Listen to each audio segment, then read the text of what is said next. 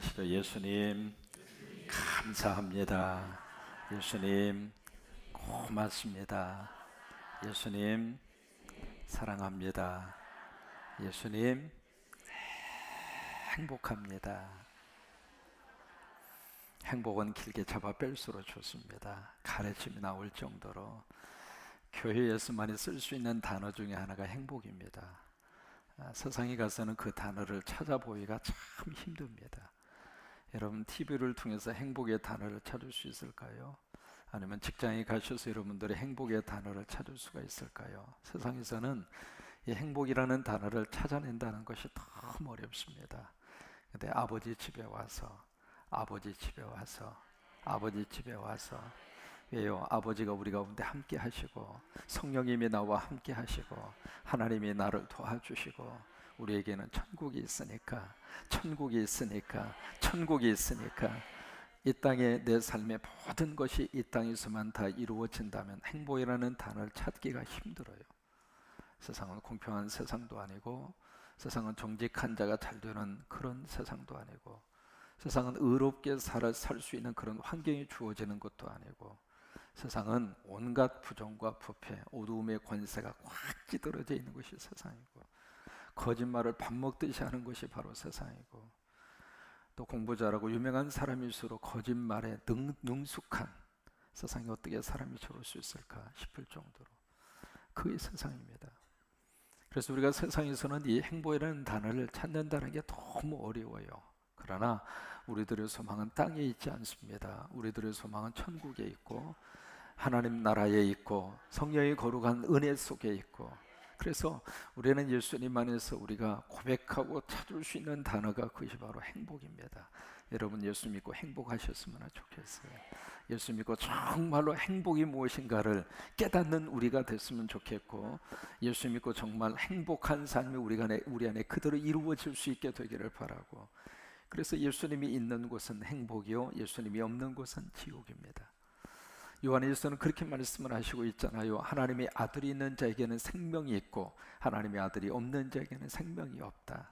생명이 없다는 이야기는 죽었다 그 말이에요. 죽었다는 이야기는 바로 거기가 지옥이라 그 말이에요. 아들이 있다는 이야기는 바로 eternal life, 헬라어로 말하면 조예라고 하는 단어입니다. 영원한 생명이에요. 단순히 70년 80년 살고 끝나는 생명이 아니라 영원한 생명, 하나님이 주시는 그 생명, 그 생명을 누가 주는가? 하나님의 아들이 있는 자에게 그런 생명이 있어요. 그렇기 때문에 하나님 안에서 우리는 행복할 수 있는 충분한 여지가 있고 행복할 수 있는 가능성이 있고, 그래서 예수님 안에서 잃어버렸던 웃음을 다시 되찾으면서 살 수 있게 되기를 바라고, 그런 은혜가 오늘 이 성령 집회 가운데 우리 가운데 충만하시기를 주의 이름으로 축원합니다. 이게요, 미국에 한번 다녀오면 시차라고 하는 것이 있습니다. 미국하고 여기는 시간 차이가 17시간 차이입니다. 한국이 17시간 더 빠릅니다. 미국은 17시간 더 늦습니다. 그래서 도착을 해서 3일 동안 계속 그냥 잤어요. 아침에 자고 점심에 자고 저녁에 자고 오후에 자고. 그 잘 수밖에 없는 이유 중에 하나가 운전면허증을 가지고 가야 되는데 운전면허증을 아무리 찾아도 없는 거예요. 그래서 이제 운전면허증이 없으니까 딸내미한테 운전면허증이 없다고 그랬더니 첫 마디가 아빠! 그러면 운전 못해요! 이게 거기서 태어난 애들은 한 번 안 되면 안 되는 겁니다. 우리 같으면 말이죠, 아빠가 얼마나 답답하실까, 그냥 적당하게 운전하시고 차 갖다 쓰세요, 그렇게 이야기할 수도 있잖아요. 그런 여지가 이만큼도 없는 거예요. 왜? 운전면허증 없이 가다가 들키면 자기한테 해가 오거든. 그러니까 그런 면에 있어서 딱 해서 그래, 알았어. 거기 가면 딸내미가 갑질을 합니다. 왜? 지네 집이야, 지네 집. 저하고 집사람 헤어지고 나서 계속 기숙사로 가서 살다가 친구들하고 몇 사람 모아서 같이 이렇게 그냥 방에서 2사람 3사람 그렇게 살다가, 그 전에는 이제 중국 사람 집, 큰 집에서 방 하나 얻어가지고 그렇게 살다가 처음으로 자기 이름으로 된 방 한 칸, 그 다음에 이쪽 리빙룸이 있는 아파트를 월세로 해가지고 들어가신 거예요. 그 집은 누구 집이냐면 지 집이요. 그래서 엄마하고 한판 붙었잖아요. 붙었다는 표현이 이상하지만 엄마가 이렇게 그릇을 해서 이쪽으로 놓으니까 딸내미가 우리 집인데 왜 내 식대로 하지 엄마 식대로 하느냐고. 그러니까 엄마 입장으로서는 감정 상하지. 근데 걔 입장으로서는 그게 지네 집이요. 그러니까 우리는 가서 잠깐 얹혀 있다 온 거예요. 와, 눈치 보이대. 그러다 보니까 시차가 있으니까 한 3일 동안 그냥 자고 일어나고 그렇게 했는데 제가 지난 금요일날 도착했잖아요. 도착하고 나니까 지금도 시차가 아직 없어지지 않았어요. 제가 약간 흐물흐물하거들랑 시차가 아직 안 끝난 모양이다, 그렇게 생각을 하시면 좋겠어요. 참 보면 말이죠, 사람이 살고 있는 환경 자체가 이렇게 달라요. 다른데 거기 가서 첫 번째 느낀 것이 왜 그렇게 추워요? 거의 이제 비가 많이 왔거든요. 많이 왔는데 밑에 비가 오면은 저 산에는 눈이 옵니다. 그래서 눈이 하얗게 덮여져 있어요. 그리고 밑에는 꽃이 피어 있고요. 그래도 저녁에 바람이 얼마나 세게 부는지 말이죠. 그리고 거기 아이들은 그렇게 뜨뜻하게 살지를 않아요. 히터가 있는데 히터를 이렇게 틀어놓고 자니까 얼마나 시끄러운지. 제가 한국의 이 히터가요 얼마나 조용하고 멋진 히터 시스템이 가동되어져 있는지를 다시 한번 알았어요. 시끄러워가지고 계속 틀고 잘 수가 없는 거예요. 그래서 끄고 나니까 얼마나 추운지 말이죠. 추워서 나하고 집사람하고 세상에 0.11, 0.0001mm 틈도 없이 같이 붙어가지고 샀어요. 그리고 옷을 있는 대로 껴입고, 그리고 하도 추워서 말이죠, 이불을 둘둘둘 말아가지고 그리고 덮고서. 참 우리 삶의 환경이 이렇게 다른 환경 속에서 우리들이 살아가고 있습니다. 여러분, 그런 속에서 정말 행복을 찾을 수 있는 장소는 예수님이에요. 그래서 예수님 안에서 우리가 잃어버렸던 행복을 다시 한번 찾았으면 좋겠고, 그 안에서 저와 여러분이 예수님 때문에 감사하고, 예수님 때문에 행복하고, 예수님 때문에 사랑하고. 마지막 고백 다시 한번 해보세요. 예수님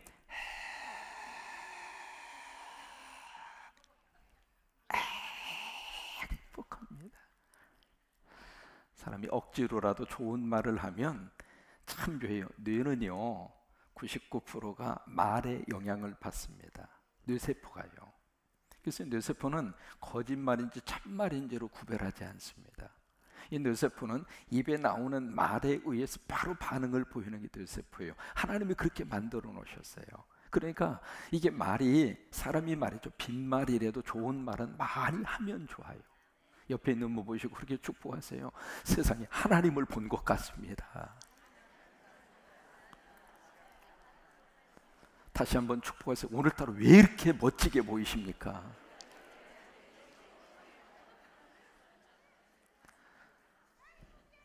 이제 그렇게 말을 하면은 우리 뇌세포가 그렇게 작용을 해요. 아하, 하나님처럼 생각하는구나. 아하, 오늘따라 최고로 멋진 사람으로 나에게 보여주는구나. 그런 것처럼 사람은 말의 영향을 그렇게 많이 받게 되어져 있거든요. 그래서 우리가 예수님 안에서 정말 믿음 안에서 하나님 앞에서 행복을 다시 한번 회복하고, 은혜를 다시 한번 회복하고, 웃음을 다시 한번 회복하고, 그래서 오늘을 행복하게 사는 저와 여러분이 될 수 있게 되기를 바랍니다. 여러분, 과거 이미 끝났잖아요. 끝나버린 과거 절대로 되돌이킬 수가 없어요. 후회를 해도 끝난 거고, 그걸 붙잡고 싶어도 잡을 수도 없는 거고, 이미 내 손을 떠난 거예요. 그래서 그 말이 있습니다. 흘러가 버린 물은 물레방아를 돌릴 수 없다. 이미 끝나버린 거예요. 그러니까 더 이상 우리 과거 속에 매여 사는 것도 인생 낭비하는 거예요. 무슨 의미가 있으면 좋잖아요. 여러분, 추억의 한 장면의 사진은 그 사진으로 끝나는 거예요. 머릿속에 하나의 작은 기억으로 끝날 뿐이지 그 과거의 모습을 다시 우리가 잡을 수가 없는 거예요.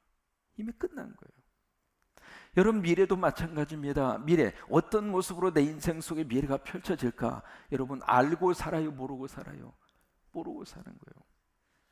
그러니까 미래의 인생 때문에 오늘을 불안하게 살지 말고, 미래는 미래대로 하나님께 맡기고, 과거는 과거대로 의미 있게 살았다고 인정하고 정리하고, 중요한 것은 지금 여기서의 삶이에요. 오늘 여기서 내가 어떻게 살 것인가, 그것은 내 선택이에요. 내가 어떻게 선택하는가, 거기에 따라서 오늘 우리의 인생이 달라지는 거거든요. 그러니까 우리가 예수님 안에서 은혜 받고 성령 받고 믿음 안에서 오늘 좀 웃고 살자 이거예요. 오늘을 좀 행복하게 살자 이거예요. 왜? 그만큼 우리 인생이 너무 소중하니까. 너무 소중하니까. 오늘 성경을 보시면은 에브라임이라고 하는 사람의 이름으로 1절의 말씀이 시작을 합니다. 1절에 보시면 에브라임이 말을 시작하면 사람들이 어떻게 해요? 떨었어요. 무슨 얘기예요? 에브라임이 그 정도로 파워가 있었다 그 말이에요. 여러분, 이 에브라임이 누구일까? 창세기 48장으로 돌아가서 보셔야 돼요. 요셉의 아들입니다. 요셉의 아들이 둘이 나오잖아요. 첫째 아들이 므낫세였고 두 번째 아들이 차자가 에브라임이에요. 야곱이 이 세상 떠날 때에 갑자기 요셉의 두 아들을 부릅니다. 손주잖아요. 손주를 둘을 불러서 이 야곱이 세상 떠나기 전에 요셉에게 그렇게 이야기합니다. 네 두 아들은 내 아들이다. 그래서 손주 둘을 자기 아들로 입양을 시키는 거예요. 입양을 시키는데 이 요셉이 이 두 아들 므낫세 에브라임을 자기 아버지에 데려다 놓고 안수기도를 받기로 해요. 왜? 그 안수기도가 내 자녀에게 그대로 이루어진다고 하는 믿음이 그게 있었어요. 여러분, 부모님의 안수기도는, 주의 종의 안수기도는 하나님이 들으시는 거예요. 그래서 그 축복을 받고 싶은 마음이 있어서 므낫세와 에브라임 둘을 탁 데리고 오는데, 그래서 이제 큰아들 위해 자기 아버지가 오른손으로 축복하기를 바라서 우측으로, 그 다음에 작은 아들은 좌측 손 안수하도록 그렇게 해서 딱 데려다 놨는데, 이 야곱이 어떻게 했어요? 손을 서로 어긋나게 한 거예요. 그래서 오른손으로 누구 머리를 얹었어요? 차자 에브라임 손에 오른손을 얹고, 그 다음에 왼손으로 장남 므낫세의 머리 손을 얹는 거예요. 그 모습을 보니 요셉이 아버지 그거 아니에요. 이게요 이쪽에 큰 아들이 이쪽에 작은 아들이에요. 아버지 오른손 그렇게 하시는 게 아니에요. 그러니까 아버지가 뭐래요? 야 이놈아 나도 안다. 나도 아는데 이 작은 아들이 큰 아들보다 훨씬 더 큰 민족을 이룬다. 그래서 이 작은 아들 에브라임이 모든 민족 위에 뛰어난 하나님의 민족으로 번성하기를 원한다. 그러면서 이 아버지가 손을 어긋나게 해서 오른손으로 에브라임을 축복하는 거예요. 근데 그 창세기 48장에 그 거룩한 축복이 역사 속에서 그대로 일어나게 되는데, 이스라엘이 두 개 나라로 쫙 갈라지잖아요. 그래서 남쪽에는 유다라고 하는 나라, 그래서 일반적으로 남유다라 그렇게 이야기해요. 남유다라고 하는 나라는 두 지파가 중심이 돼서 나라를 형성을 해요. 첫째는 여기 나오는 유다, 두 번째는 베냐민. 두 지파가 중심으로 남쪽 유다라고 하는 나라가 형성이 되고, 그 다음에 북쪽에는 이스라엘인데 이 북쪽 이스라엘은 모두 10지파가 중심이 돼서 북쪽 이스라엘 나라가 딱 형성이 되는데, 이 10지파 가운데서 가장 왕성한 우두머리 지파가 에브라임 지파예요. 에브라임 지파. 그래서 하나님이 자기 아버지의 축복대로 그대로 에브라임을 그렇게 하나님이 들어 쓰신 거예요. 바라기는 우리 성광교회 우리 자녀들이 에브라임처럼 큰 복 받게 되기를 주의 이름으로 축원합니다. 예배할 때마다 성령님이 우리 자녀들 큰 은혜를 부어 주셔서 지혜를 주시기를 원하고, 공부할 때 하나님이 집중력을 주시기를 바라고, 우리 자녀들에게 선한 길을 활짝 열어 주셔서 성광교회 오면 대박 나는 거예요. 하나님이 그렇게 역사할 줄로 그렇게 믿습니다. 저는 강대상에서 설교자로 일생을 살면서 설교자의 설교 내용이 그렇게 중요하다고 하는 것을 새롭게 느꼈어요. 전에는 말이죠, 계속 성도들에게 막 왜 그것도 못하느냐고 그러고 막 그런 내용들이 너무 많았어요. 어느 날 갑자기 마음속에 하나님이 깨달음을 주시는 거예요. 강대상이 살아야 성도들이 산다. 강대상이 복이 있어야 성도들이 복을 받는다. 강대상의 은혜가 흘러야 성도들의 가정에도 은혜가 흐른다. 그 깨달음을 딱 주시면서 그렇구나. 이 강대상은 정죄하는 자리가 아니구나. 강대상은 판단하는 자리가 아니구나. 강대상은 어떤 일정 수준으로 끌어올리기 위해서 주어진 자리가 아니구나. 그 깨달음이 딱 오면서부터 그렇구나. 그래서 강대상의 메시지 자체가 달라져요. 달라졌는데 참 묘한 것이 그렇게 달라지면서부터 성도들 가정에 회복이 되는 거예요. 부부가 회복이 되고 얼굴 표정이 달라지고 들어올 때 보면 표정 압니다. 한바탕 하고 왔는지 그냥 왔는지.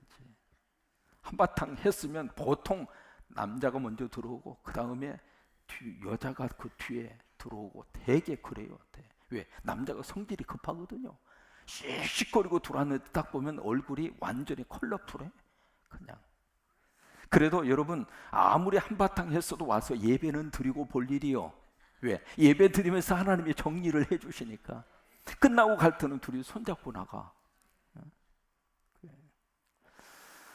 그러니까 이게 강대상에서 어떤 말씀이 흘러가느냐에 따라서 교회 분위기가 그렇게 다른 거예요. 그렇게 그걸 이제 새롭게 깨달을 수가 있었거든요. 그러니까 이 에브라임을 그렇게 축복을 했는데 10지파 중에서도 가장 큰 지파로 하나님이 가장 중심적인 하나님의 지파로 에브라임을 들어쓰신 거예요. 그래서 1절의 말씀이 그래서 나온 거예요. 에브라임이 말을 하면 사람들이 떨어도다. 그 정도로 에브라임이 파워가 있었습니다. 이 남유다가 돼서 첫 번째 왕이 됐던 사람이 르호보암이에요. 르호보암. 그 다음에 북쪽 이스라엘이 갈라지고 나서 첫 번째 왕이 됐던 사람이 여로보암이에요. 다 이름이 다 보암으로 다 끝나죠. 이쪽은 르호보암, 여기는 여로보암. 근데 이 여로보암이 어디 출신이냐면 에브라임 지파 출신이에요. 그러니까 에브라임 지파가 첫 번째 대통령을 배출한 거예요. 그러니까 얼마나 큰 파워를 가지고 있었는가, 그걸 우리가 알 수가 있잖아요. 그러니까 보세요.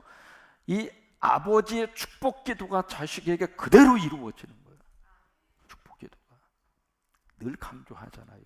우리 입술로 우리 미래를 지금 만들고 있는 거예요. 내가 뿌리는 것을 내가 지금 거두는 거예요. 그러니까 우리 자녀들을 위해서도 계속 그냥 복을 계속 심으세요. 잘 될 것을 자꾸 심으세요. 성이 차지 않더라도, 성적이 좀 떨어졌어도 성적 떨어져도 다 먹고 산단다. 걱정하지 말거라. 공부하기 싫으면 공부 조금만 더 해라. 너는 앞으로 못 돼도 삼성 이병철.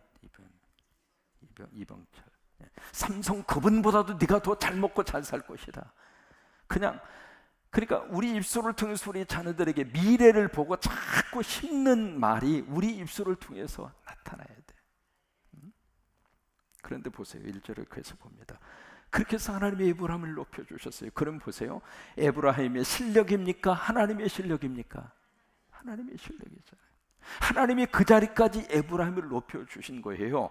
요셉의 아들이었던 그를 야곱의 아들로 하나님이 바꾸셔서, 그래서 장자의 복을 에브라임에게 준 거예요. 그건 누가 줬는가? 하나님이 그렇게 만들어서 주신 거예요. 그러면 그 자리까지 올라가기까지 하나님이 그렇게 역사하셨잖아요. 그러면 그것을 우리는 뭐라고 이야기해요? 은혜라고 그런 거예요. 근데 이 은혜를 에브라임이 철저하게 망각합니다.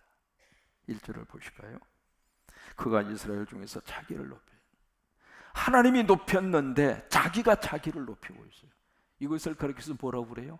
교만하다고 그러는 거예요. 교만. 하나님이 높여주시는 자리는 하나님께서 끝까지 책임을 지십니다. 여러분, 하나님 우리를 높여주시더라도 그 자리에서 하나님을 높이는 우리가 되시기를 바라요. 아무리 높여주셔도 교만하지 말고. 아브라함이 왜 위대한가? 아브라함, 이삭, 그 다음에 야곱, 그들 이름 앞에 붙는 친구 중에 하나가 부자입니다. 아브라함이 얼마나 큰 부자였습니까? 자기 집에서 400여 명의 사병을 먹여 살리고 훈련시킬 정도로 부자였단 말이에요. 왜? 그 아브라함은요, 그렇게 물질의 복을 쏟아 부어 주어도 아브라함은 하나님 잊어버리지 않았어요. 그래서 위대하다고 이야기하는 거예요.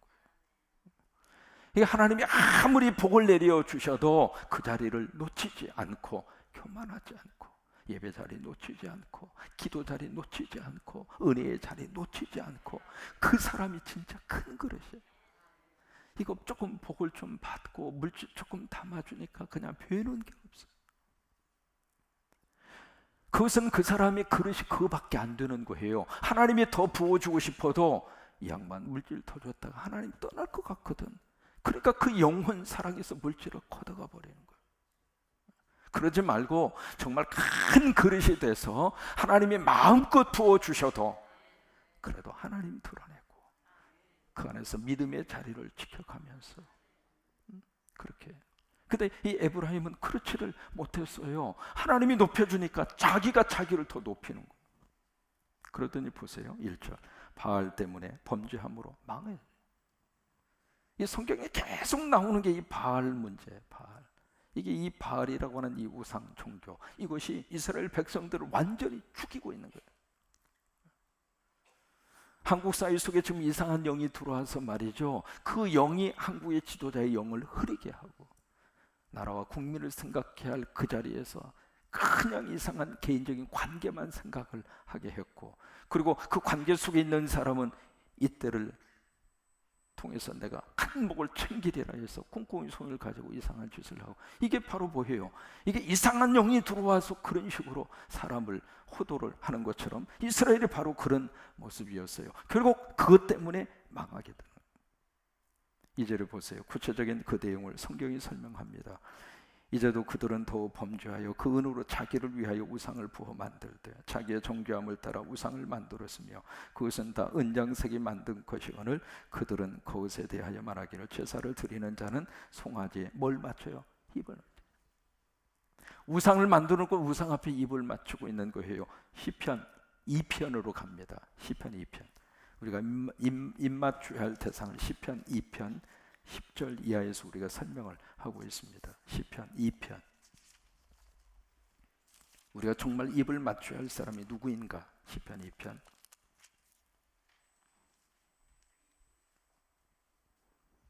10절에서 12절까지입니다. 같이 한번 읽을까요? 그런즉 군왕들아 너희는 지혜를 얻으며 세상의 재판관들아 너희는 교훈을 받을지어다. 여호와를 경외함으로 섬기고 떨며 즐거워할지어다. 그의 아들에게, 누구에게 입맞추라고요? 그의 아들이 누굽니까? 예수님. 그러니까 예수님에게 키스를 하고 예수님에게 입맞춰야 할 그들이 금으로 금송아지 만들어 놓고 그 앞에 가서 금송아지 앞에 키스하고, 이게 사람의 이 손이 얼마나 무서운가 제가 어디서 그걸 알았느냐면 성 베드로 성당에 가서 보시면은 거기에 피에타라고 하는 피에타라고 하는 그 예수님의 성모 마리아가 예수님을 이렇게 십자가에서 내려온 예수님 이렇게 안고 있는 그 유명한 조각 그 작품이 있어요. 근데 그게 이제 그 베드로 성당 그 안에 있습니다. 안에 있는데 거기 가서 이렇게 만지면 아기를 낳는다고 하는 묘한 그게 전해져 내려와요. 그래서 대리석으로 이제 그 조각품을 이렇게 해놨는데 사람들이 가서 얼마나 그걸 만졌는지 한쪽이 다 닳았어. 그 돌리메인보다도 단단한 대리석이 사람 손이 그렇게 무서운 거예요. 그러니까 여기에 우리가 입맞춰야 할 대상은 누구냐면 예수 그리스도예요. 입맞추라고 하는 것은 주님을 사랑하라 그 말이에요. 예수님과 하나가 되라 그 말이에요. 근데 이 사람, 이 에브라임은 금송아지를 만들어 놓고 금송아지 앞에 키스하고, 이게 바로 무엇인가? 은혜를 완전히 배은망덕한. 어느 한 집에, 노부부의 집에, 아이가 없는 그 집인데 젊은 그 식모살이 아가씨가 한 분이 들어왔어요. 이 노부부가 얼마나 애가 없이 적적하게 사시다가 젊은 아가씨가 들어와서 집안일을 돌봐주니까 얼마나 지극정성으로 이 아가씨를 사랑하고 친딸처럼 생각하면서 그렇게 한 가족으로 이렇게 지내는데, 이 식모 이분이 품행이 조금 안 좋아. 그래서 그 동네에 있는 총각하고 썸을 탄 거예요. 썸을 타서 어느 날 갑자기 배가 불러오기 시작한 거예요. 뭐가 사건이 있었던 거죠. 그래서 점점 배가 불러오는 거예요. 그러니까 이 식모 이 아가씨가 그렇잖아요. 이제 그 집에서 쫓겨나게 생겼잖아요.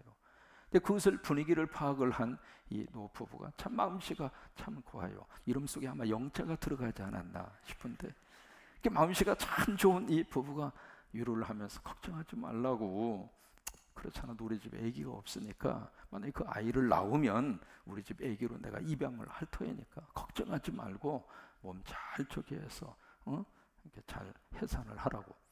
그렇게 위로를 하면서 쫙 결국 이제 해산달이 돼서 그 모든 수속, 그 다음에 병원비, 그까지 다 이 노부부가 다 돼서 결국 아기를 낳았어요. 약속대로 그 아기를 자기 집 아이로 입양을 시킨 거예요.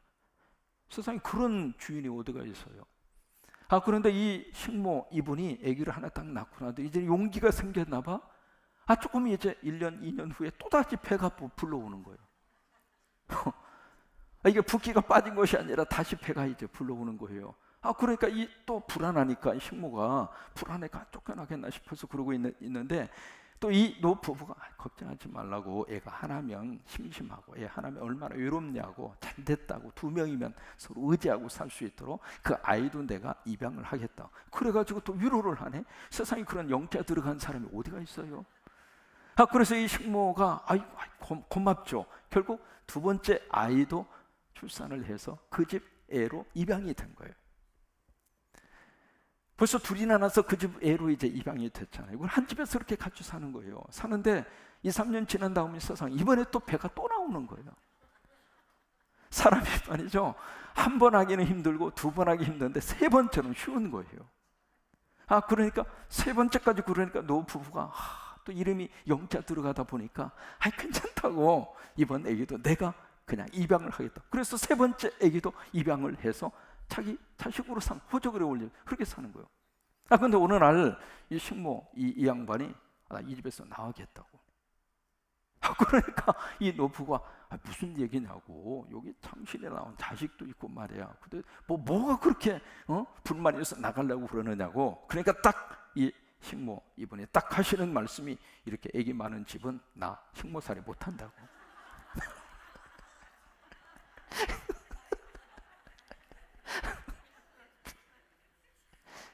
지금 그 자식이 지금 누구 자식이요? 지 자식이잖아요.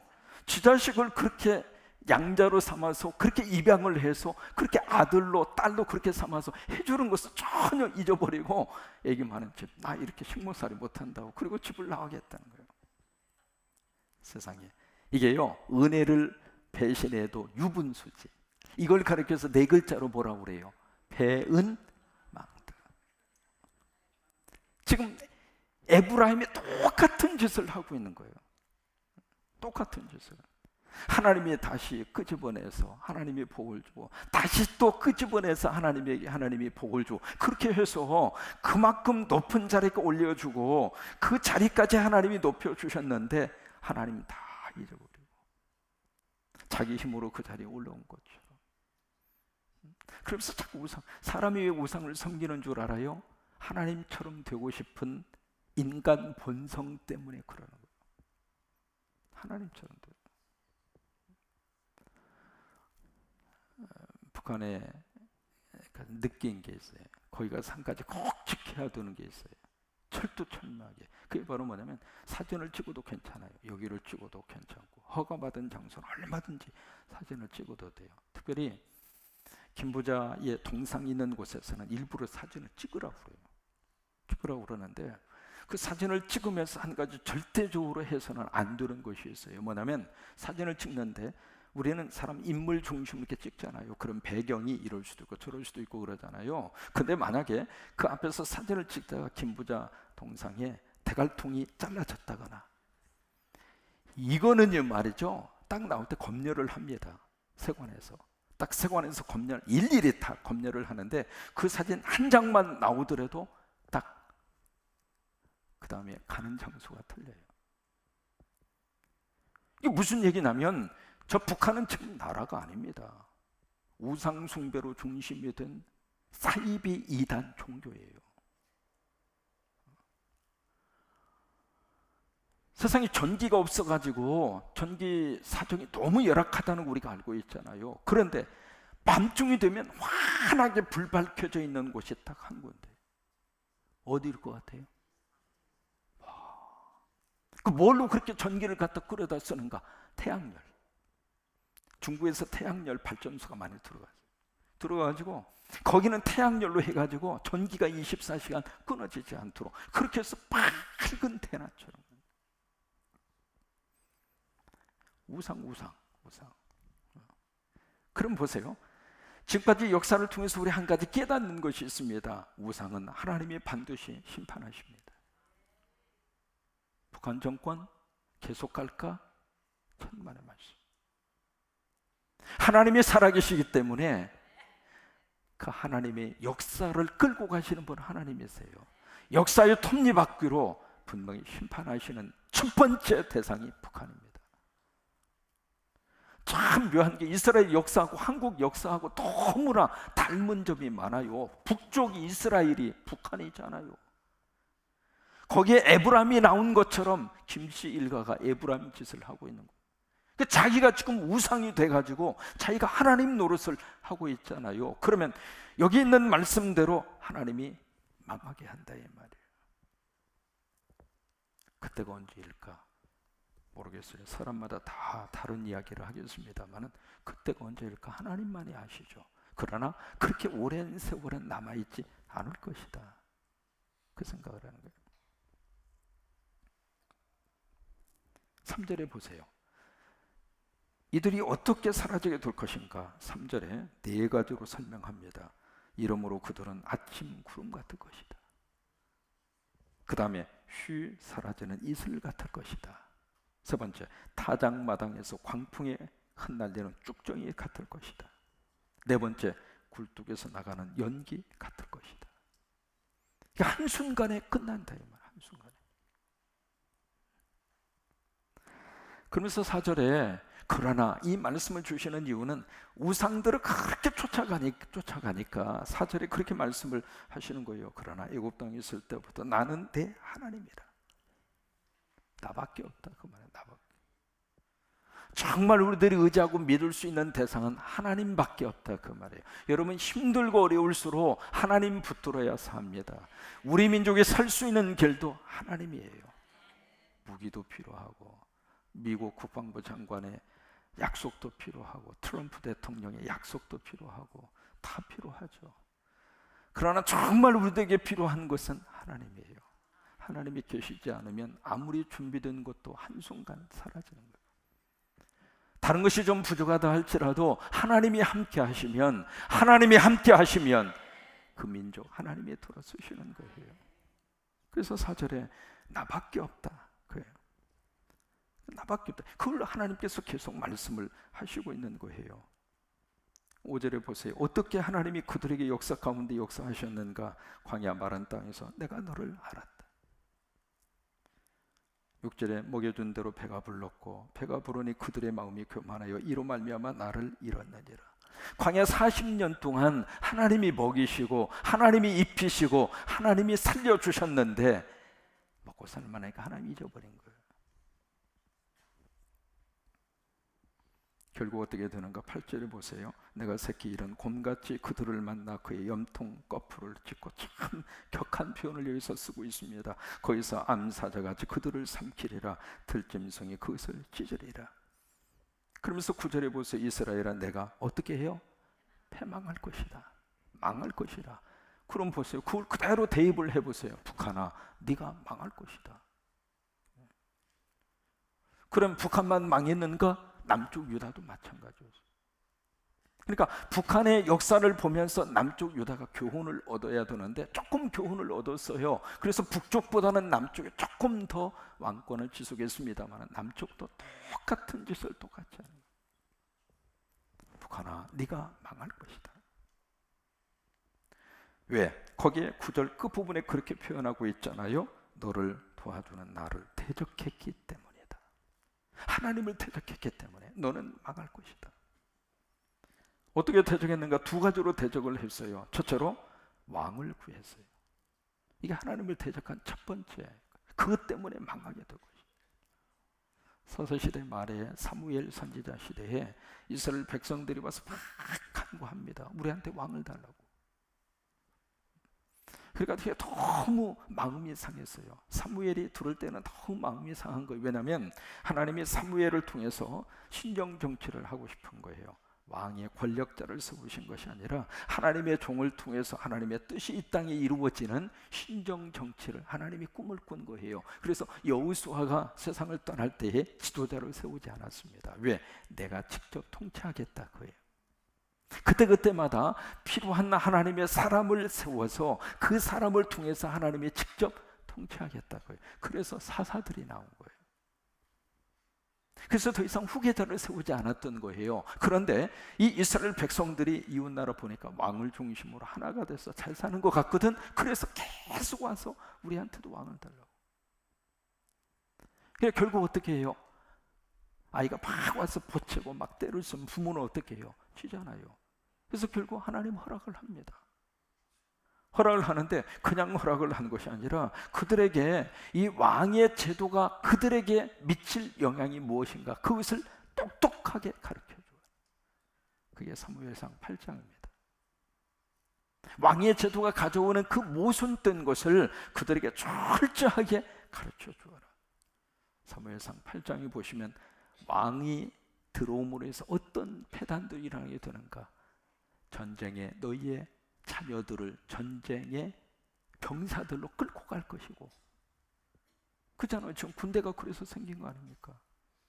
그 다음에 너희의 백성들을 노동력을 착취하게 될 것이고, 그리고 또 하나 세 번째, 세금을 물려서 세금을 뜯어가게 될 것이다. 여러분 그런 모습이 그대로 지금 나타나고 있잖아요. 결국 그 폐단이 있다고 하는 사실을 알려주었음에도 불구하고 이스라엘 백성들이 그 왕의 제도를 끝까지 고집합니다. 그래서 결국서 세워진 왕이 사울이에요. 사울. 그것이 하나님을 대적하는 첫 번째 죄가 된 거예요. 10절에 보세요. 전에 내가 이르기를 내게 왕과 지도자를 주소서 하였느니라. 내 모든 성읍에서 너를 구원할 자 곧 내 왕이 이제 어디 있으며 내 재판장들이 어디 있느냐.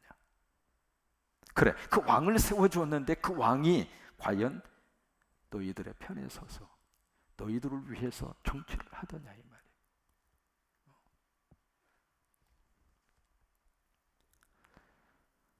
애지간한 정신이 있는 지도자 같으면은 보세요. 이런 상황 속에서 한마디라도 나로 인해서 우리 한국의 정치가 이런 모습으로 전 세계 앞에 비춰진 것을 과오를 떠나서 전체 국민들 앞에 죄송하다고.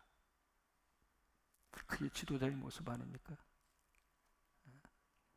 교회 하나를 목회하는 담임 목사라 하더라도 그 담임 목사의 과오를 떠나서 그 목회자 때문에 교회에 어떤 어려움이 있고 분란이 생겼다면 그것을 판가름하고 떠나서 어떤 책임적인 위치에 있는 사람으로서 해야 할 첫 번째 말이 있다면 나 때문에 이런 어려움을 끼쳐드려서 죄송하다고. 그 말을 하는 게 정상 아닙니까?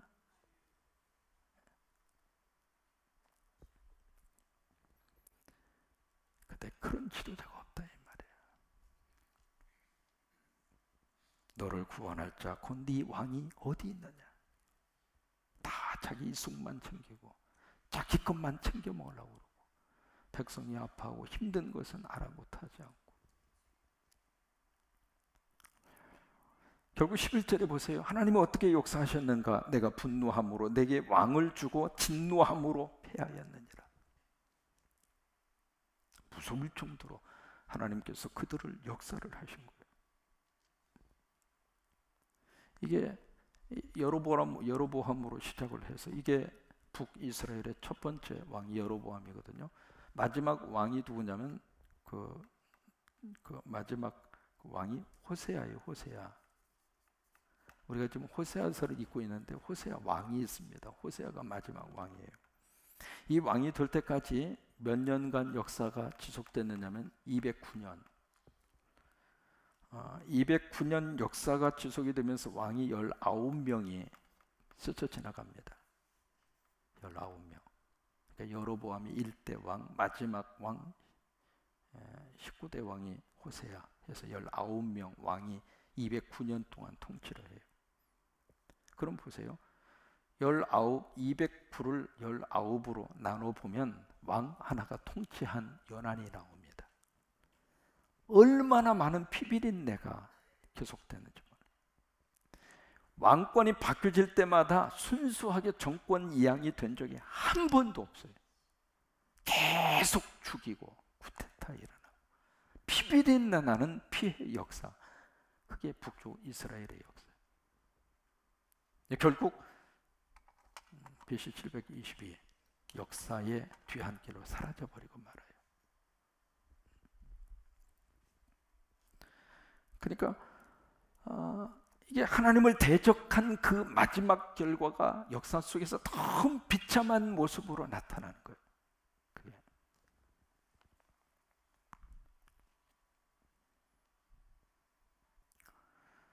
결국 13절에 그렇게 말씀하십니다. 해산하는 여인의 어려움이 그에게 임하리라. 그는 지혜 없는 자식이로다. 해산할 때가 되어도 그가 나오지 못하느니라. 보세요. 그러면 산모하고 태아가 다 죽는 거 아닙니까? 다 망하게 된다는 거예요. 근데 14절에 보시면은 여기서 희망을 이야기해요. 14절에 내가 그들을 소울의 권세에서 뭘 하면 속량이라는 단어가 나오죠. 사막에서 뭘 해요? 구속이라는 단어가 나옵니다. 이 속량과 구속은 복음적인 단어입니다. 이 속량과 구속은 예수 그리스도의 십자가를 말합니다. 그러니까 이 14절의 말씀이 호세아서에 나오는 복음의 메시지예요. 그러면서 사망아 내 재앙이 어디 있느냐, 스오라 지옥을 말하거든요. 내 멸망이 어디 있느냐, 뉘우침이 내 눈앞에서 숨으리라. 무슨 얘기냐면 이 부활을 말합니다. 이게 14절의 말씀은 바로 십자가와 부활이에요. 복음의 메시지가 거기서 나오는 거예요. 이게 하나님께서 마지막까지도 당신의 백성들을 포기하지 않으시는 하나님의 끈질긴 사랑의 모습이에요. 이게 그런 관점에서 보면은 말이죠, 북한 속에도 하나님의 백성이 있습니다. 끝까지 믿음의 자리를 지켜가는 하나님의 백성들, 하나님이 숨겨놓은 사람들이 있어요. 왜? 그들 때문에 하나님이 희망을 갖는 거예요. 우리도 마찬가지입니다. 우리 안에 정말 믿음의 영성을 가지고 정말 하나님이 기뻐하는 교회로 만들기 위해서 같이 한번 애를 쓰고 정말 하나님의 귀한 그 자리를 어떤 일이 있어도 포기하지 않고 지켜가려고 하는 하나님의 사람들이 있기 때문에 하나님이 이 땅을 포기하지 않으시는 거예요. 그래서 그것이 믿음의 희망의 구루터기가 되는 거예요. 그래서 다시 한번 죄 때문에 이스라엘이 망하게 될 것을 15절 16절에서 말씀을 하시고 있습니다. 그가 비록 형제 중에서 견실하지만, 에브라임이 그랬잖아요. 형제 중에서도 가장 멋진 그 자리까지 올라가는 그런 사람이 되었으나 동풍이 오리니 곡항에서 일어난 여호와의 바람이라. 그의 군원이 마르고 그의 샘이 마르고 쌓아둔 바 모든 보배의 그릇이 약탈되리로다. 그 말씀대로 아수르에 의해서 이스라엘이 완전히 다 약탈당하고 그리고 역사 속에서 망하는 그런 나라로 끝나버리고 맙니다. 정리합니다.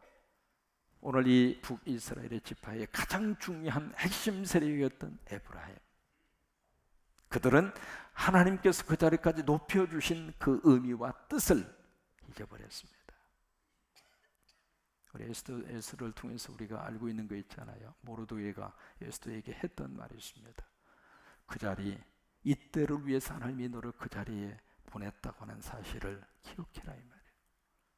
지금을 위해서 하나님이 너를 그 왕후의 자리까지 높여줬다고 하는 사실을 기억해라, 그 말이에요. 만약에 내가 그 순간 그 자리에서 그 일을 하지 않으면 하나님이 다른 것을 통해서 우리 민족을 구원할 것이고 너는 하나님이 징계하리라. 에스더에 나오는 말씀이잖아요. 하나님이 나를 그 자리까지 높여주신 하나님의 뜻이 있단 말이에요. 그것을 잊어버리지 말고 거기에서 하나님을 멋지게 드러내는 하나님의 사람의 축복이 우리와 여러분 가운데 넘치기를 주의 이름으로 축복합니다.